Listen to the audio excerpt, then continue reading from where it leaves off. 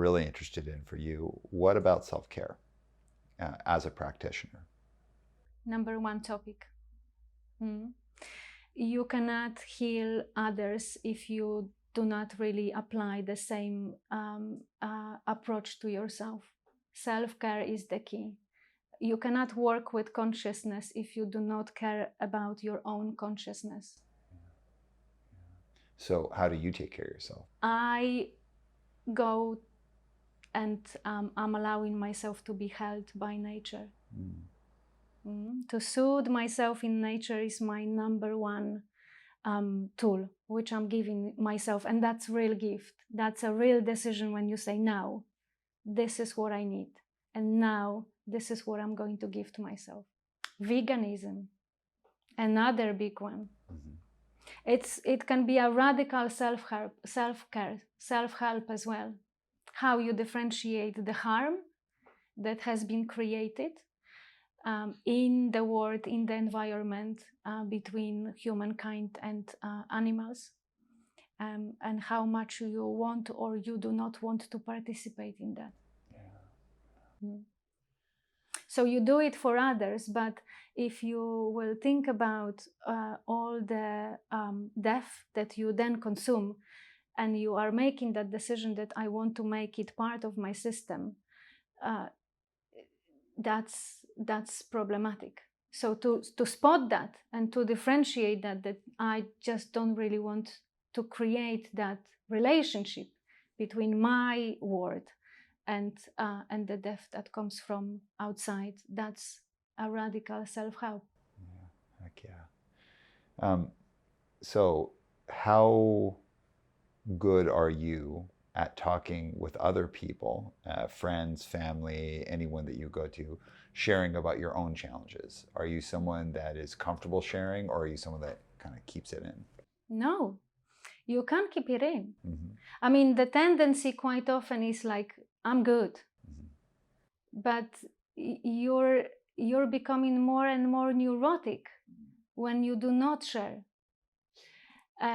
Because you want to step into your persona as someone who's good. I think what makes us human is this fundamental reality that we are also in the process of our own transformation and our own development. And without obstacles, without stress, without speaking about our own personal traumas, we are two-dimensional. We need to be three-dimensional. So that's this realness that you are actually integrating back to your personality, because you're not a god which presents itself to the world as this perfect figure who has, all your shit together. Can I say that? Oh yeah, absolutely. So can I share something with you about how you've helped me? I think I know exactly where that was, and this is really perhaps important to also give back to you, that this was between me and you one of the deepest conversation when I really felt connected to you. But you go on. I was in Barcelona. And so for everyone who wouldn't know this part of it is, so both Patricia and I, we've known each other for 20 years ish, and maybe more than that. Maybe more, yes. And we met in Poland when my band at the time was playing a show there. It was our first show in Poland. And I said hello because you were wearing a Texas is the Reason shirt. And I was like, that's so sick. That's awesome. And shout out to Texas is the Reason. And you and that whole crew of people have gone on to become lifelong friends. Many years later in Barcelona, I was going through a very, very difficult period of my life. And I had made this I was like, the only way I can handle anything was just bring everything inside. And it was a time in my life where I really distanced myself from almost everyone I knew, became very quiet, only spoke to a few people. And I'd found through music, but also just through my professional career, I was really spread out. I knew tons of people. I knew a lot of people who I guess I would have said like, oh, so-and-so's my friend, but it's not that they aren't a nice person or that we don't have warmth towards each other, but they're not like friendships. They're just music friends, right? I went through this really difficult period that isn't just about one situation. It was a bunch of things all kind of popped off all at once, including some like really heavy stuff with my family. And I just shrunk back into myself hard. And I became very angry and extremely anxious. And I didn't want to talk to anyone. I didn't want to say anything to anyone. And I started coming out of it a little bit by putting myself out there a little bit more. I'd gone to therapy for a few years. And here we are in Barcelona, and my band is playing its second show. Our second show is in Barcelona at a festival, which was wild. And out of anyone, you said to me, are you going to talk about this thing? And I said, no, I'm not going to talk about it. I don't want to talk about it. I don't want to put myself in that position anymore. I don't think I can talk about it and do a good job, which kind of was a surface level maybe thing, but more it's, I don't want to talk about it because I'm afraid of talking about it. I'm afraid of being in that discourse, and I'm afraid of being attacked. I'm afraid of saying the wrong thing. I'm afraid of like, I can't keep it together. And you were so firm, but gentle with me in that conversation of like, you need to do this. And as a result, I've gone on to like speak pretty openly about that whole thing. And it's been, I hope, good for anyone who's heard it. I've had many people speak to me about it afterwards and be like, wow, I'm so glad you talked about that. Yeah. It was a huge thing. So thank you, because that's what I needed to hear from a friend at the time. This is an amazing example that is showing how we understand our defenses. What happens when we shrink? When we close all our doors and windows, because it's too painful to come outside with the intensity of feeling that we really want to split off from the world and perhaps from ourselves. But that creates a cold room. That creates this empty space in which nothing happens. So there has to be some sort of movement.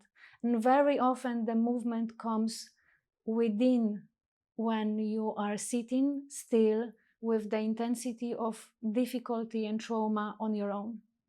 And then when you're ready, you start opening your doors and windows and you start sharing.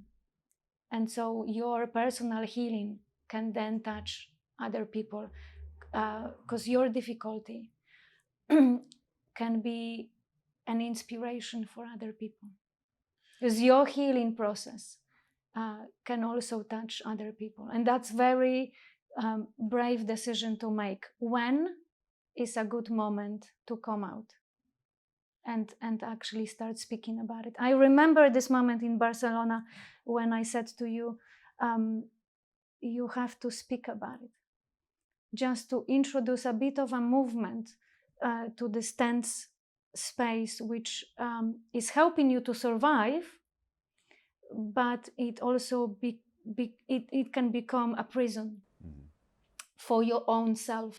Which it had. And there's two things I'll say about it. The first is, you're very good, because I'm used to speaking to people. So I'm very good at getting myself out of conversations that I don't want to be in. And I'm really good at like moving a topic or whatever. And you're very good at not letting me do that. You really kept me. But I think it was a shared feeling. For me to feel your anxiety and for you to feel my firmness. Because I felt at a few moments of our conversation that I really needed to reach for that wounded part of yourself and bring it back to the conversation, which is a very gentle dance, because you must never force. But if you feel that there is a window of opportunity, and I felt that you were defending yourself, but you were also ready. There was this part of you which was ready, maybe not on the conscious level, but I really felt, okay, you know, you can heal that. You really can heal that. I'm not all the way there, but I'm in a way better space about it. So the second part I'll share is like 4 days later. So we're out on this tour. That was the first show of that tour.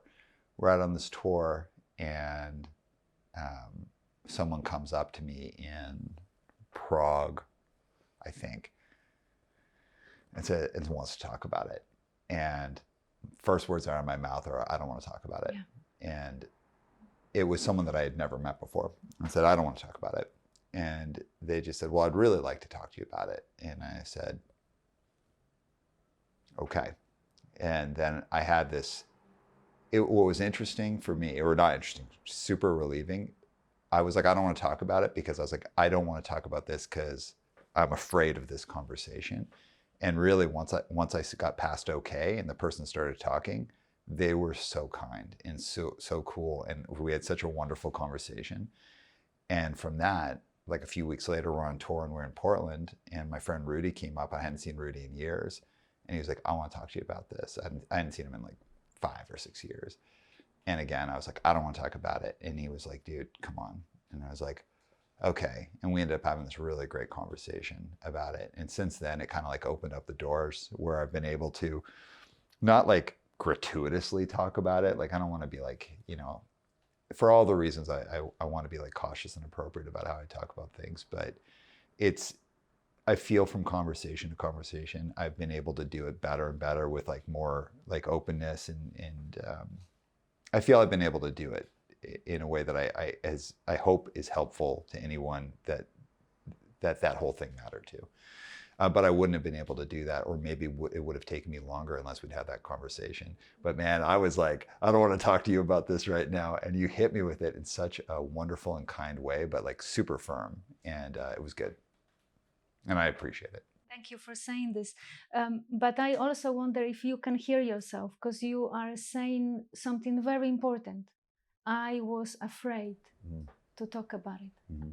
To know our own fear is so important, because we don't really want to come even near to differentiating what it is for us to be afraid, and how do we welcome our deepest shadow. What is it that we are the most afraid of? And to come into an intimate relationship with our own darkness. We were talking about what's the most important aspect of my work, and I said consciousness. You cannot achieve consciousness without knowing your darkness. Mm-hmm. So simultaneously, you're working on those 2 levels together. How can you introduce consciousness, the light, and how can you actually face your darkness? It's interesting you say that, because, you know, coming up in punk and hardcore, especially the kind of punk and hardcore that we came up in, positive hardcore, like important ideas, lots of like really politically radical ideas. It's very easy to kind of fall into this trope of me and everyone I know are good people, and everyone else who doesn't agree with us are bad people, or at very worst, they're neutral. Mm-hmm. And to kind of fall into these like categories of good person, bad person, these are the lost people who are kind of neutral. And going through like true life challenge, like really, it's funny because up to that point, I thought I'd had like a difficult life. And then I hit about a 5-year period where it was like, no, this is what a real nightmare is. Understanding what I need to work on, and what I actually like, what is the dark side of myself, and what I need to work on. And then what is like the good stuff, that's like the actual good stuff, not just these like punk politics that I thought were represented who I was. It was good. It's been a terrible situation, or terrible period of my life, but really good to go through that process. But it's also crazy that I was in my 40s before I didn't learn about myself until I was in my 40s.